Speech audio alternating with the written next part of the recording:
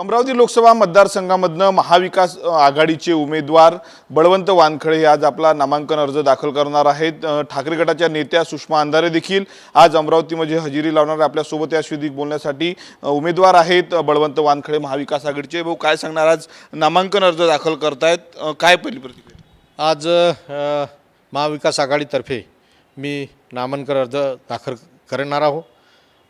ही काय महाविकास आघाडीची ताकद आहे हे आता आपल्याला थोड्या वेळानंच दिसेल।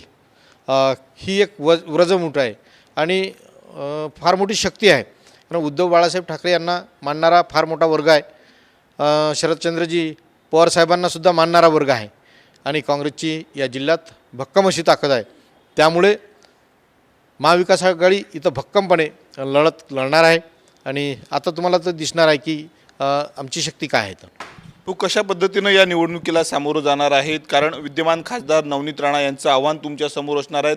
भाजपनं उमेदवारी दिली, एकीकडे विरोध होता मोठ्या प्रमाणावर, सोबतच्या शिवसेनेचा असेल किंवा प्रहारचा, आणि स्थानिक भाजपांचा विरोध डावलून नवनीत राणांना उमेदवारी दिलीत, विश्वास दिलात, तगडं आव्हान तुमच्या समोर असणार आहेत। कसं समोर जाणार? काय तुम्ही अजूनही पालकत्वाची वाट पाहताय? 95,000पेक्षा अधिकच्या कुटुंबाचे आयुष्य आनंदाने भरले आहे। आजच कॉल करा आणि मिळवा फर्टिलिटी ट्रीटमेंटवर सूट आणि सर्वांना द्या आनंदाची बातमी। त्यांना किंवा कोणाला उमेदवारी द्यावी ही भाजपच्या अंतर्गत तो त्यांचा विषय आहे, पक्षाचा विषय आहे, परंतु त्यांचं आव्हान माझ्यासमोर नाही। ते समोर याच्यासाठी नाही की गेल्या 5 वर्षात अमरावतीकरांनी जे भोगलं, मग त्यांची अरेरावी असेल, त्यांचा खोटेपणा असेल, नौटंकी असेल, ह्या सगळ्या बाबी मतदारसंघानं भोगलेल्या आहेत।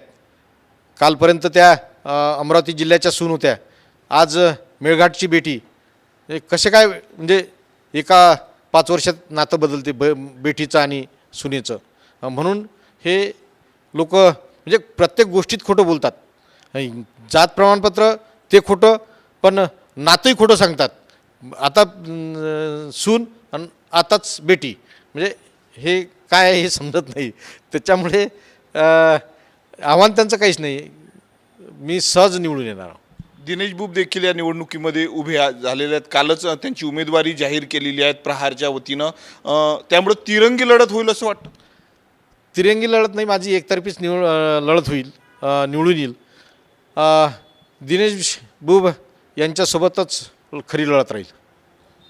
काय सांगा, कुठले मुद्दे घेऊन तुम्ही लोकांसमोर जाणार आहे? विकासाचे अनेक मुद्दे आहेत। गेल्या 5 वर्षात किंवा अन्य अगोदरही आपल्या सगळ्यांना माहीत आहे की या अमरावतीचा काय विकास झाला। तर अनेक वेळा अनेक मुद्दे समोर आले। मेळघाटचे कुपोषण आजही तसंच आहे। जे स्कायवॉकचा विषय होता, स्कायवॉक अजून तिथं तसाच आहे। तुमचं व्यागन प्रकल्प, म्हणजे हे जे जुने प्रकल्प आहेत तेही सुद्धा चालू नाहीत। आताही व्यागन प्रकल्प त्यातील कर्मचारी काढलेले आहेत। म्हणजे इथं 2 हाताला काम नाही। तरुणही इथली भटकत आहे। तरुण अमरावतीवरून पुण्याकडे किंवा मुंबईकडे जात आहे। निवड 10,000 15,000 रुपये महिन्याचा त्यांचा पगार असतो। त्या पगारात ते अमरावतीला पुण्या मुंबईला जातात। म्हणून हे कुठंतरी थांबलं पाहिजे। माणूस हा केंद्रबिंदू समजून त्याच्यावर मी काम करणार आहोत। तुम्ही सातत्यानं सांगतायत धनशक्ती विरुद्ध जनशक्ती, ही अशी लढाई असणार? हो, निश्चितच हे धनशक्ती विरुद्ध जनशक्ती राहील, कारण जनतेचा माझ्याशी पाठिंबा आहे। जनतेच्या भरोशावर ही निवडणूक आहे, कारण माझ्यासारख्या एका गरीब कुटुंबातील मुलाला काँग्रेस पक्षानं तिकीट दिली, महाविकास आघाडीनं त्याच्यावर विश्वास ठेवला, ही फार मोठी बाब आहे। म्हणजे त्यांनासुद्धा माहीत आहे की ही लढाई जनशक्ती विरुद्ध धनशक्ती होईल, म्हणून माझी निवडणूक ही मला सोपी जाईल। एक शेवटला प्रश्न, रवी राणा दावा करतायत की तब्बल 3 लाख मतांनी जे आहे ते नवनीत राणा निवडून येणार आहेत। तिकडे प्रदेशाचे चंद्रशेखर बावनकुळे म्हणाले की विदर्भात नितीन गडकरीनंतर सर्वाधिक मतांनी नवनीत राणा या निवडणुकीमध्ये विजय होतील। कसं पाहता या त्याच्या दाव्याला? येणाऱ्या मतमोजणीच्या दिवशीच तुम्हाला समजेल त्यांना 3 लाख मतं भेटले की 3,000 मतं भेटले, ते पुढे आपल्याला दिसेलच। नक्कीच तर होते बळवंत वानखडे। आज महाविकास आघाडीच्या वतीनं जे आहे ते त्यांचा उमेदवारी अर्ज दाखल केला जाणार आहे आणि मोठ्या प्रमाणावर महाविकास आघाडीचे नेते कार्यकर्ते यावेळी हजर असणार आहेत। कॅमेरामॅन निकेत दहातोंडेसह मी स्वप्नील उमप, TV9 मराठी, अमरावती।